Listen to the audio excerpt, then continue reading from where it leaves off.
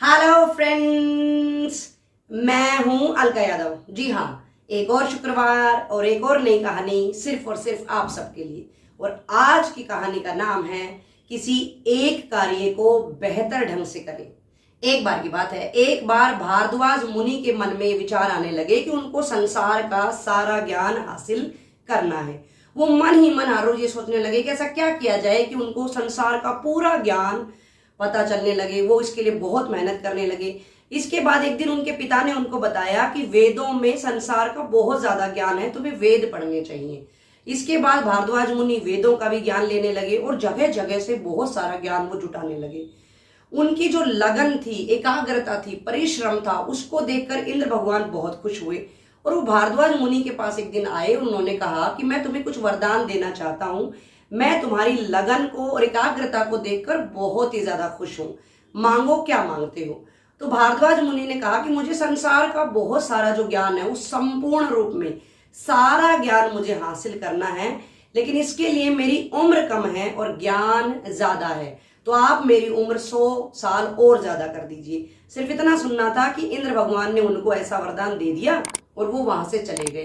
धीरे धीरे करके 100 साल भी बीत गए, लेकिन भारद्वाज को अभी भी पूरा ज्ञान हासिल नहीं हुआ था। इसके बाद इंद्र भगवान फिर से आए, फिर से उन्होंने वही 100 साल उनसे मांगे और इस तरह से वो वरदान देकर फिर चले गए। फिर धीरे धीरे वो साल बीते, लेकिन भारद्वाज को अभी भी पूरा ज्ञान हासिल नहीं हुआ था। धीरे धीरे इसी तरह से समय बीत रहा था। भारद्वाज मुनि को बात समझ नहीं आ रही थी, लेकिन इंद्र भगवान को पूरी तरह से बात समझ आ चुकी थी। वो एक बार फिर से उनके पास आए। उन्होंने भारद्वाज से कहा कि तुम मेरे साथ एक जगह चलो, मैं कुछ दिखाना चाहता हूं और वहां कुछ बताना चाहता हूं। वो भारद्वाज मुनि को अपने साथ लेके गए और ऐसी एक जगह लेकर गए जहां पर 3 पहाड़ वहां पर दिखाई दे रहे थे। उसके बाद इंद्र भगवान ने वहां से कहा भारद्वाज को कि एक मुट्ठी लो और तीनों पहाड़ों की व्याख्या करके दिखाओ। सिर्फ इतना सुनना था कि भारद्वाज ने कहा कि नहीं नहीं प्रभु, ऐसा तो हो ही नहीं सकता है कि सिर्फ एक जगह से मैं मुट्ठी लूं और तीनों पहाड़ों की व्याख्या कर दूं। ऐसा तो असंभव है, बिल्कुल हो ही नहीं सकता है। सिर्फ इतना सुनना था कि इंद्र भगवान भी मुस्कुराने लगे और उन्होंने भारद्वाज से कहा, भारद्वाज, जब इतनी अच्छी बात तुम्हें बहुत ही आसानी से समझ आ चुकी है तो तुम्हें ये समझ क्यों नहीं आ रहा है कि इस दुनिया में, इस संसार में ज्ञान अथाह है, बहुत ही ज्यादा ज्ञान है। और एक इंसान के लिए, कहिए एक व्यक्ति के लिए, एक मनुष्य के लिए संसार का संपूर्ण ज्ञान हासिल करना बहुत ही ज्यादा मुश्किल है। तुम्हें हर तरफ ध्यान ना देते हुए केवल और केवल एक चीज को, एक काम को चुनना चाहिए और उस पर काम करना चाहिए। सिर्फ इतना समझाना था कि भारद्वाज मुनि के मन में जो बात पहले की थी वो सारी निकल चुकी थी और उनको सब कुछ समझ आ चुका था। इसके पश्चात उन्होंने सूर्य देव का ध्यान किया, उनकी तपस्या की और अपने जो एक लक्ष्य था उनका, उन्होंने निर्धारित किया था, उसकी तरफ वो जुट गए।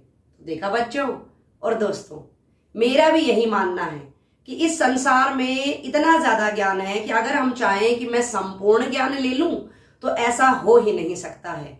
हाँ, ये जरूर हो सकता है कि एक व्यक्ति या एक मनुष्य बहुत सारा ज्ञान जुटा ले, लेकिन ऐसा बिल्कुल नहीं हो सकता है कि एक व्यक्ति संपूर्ण ज्ञान को अपने अंदर समा ले।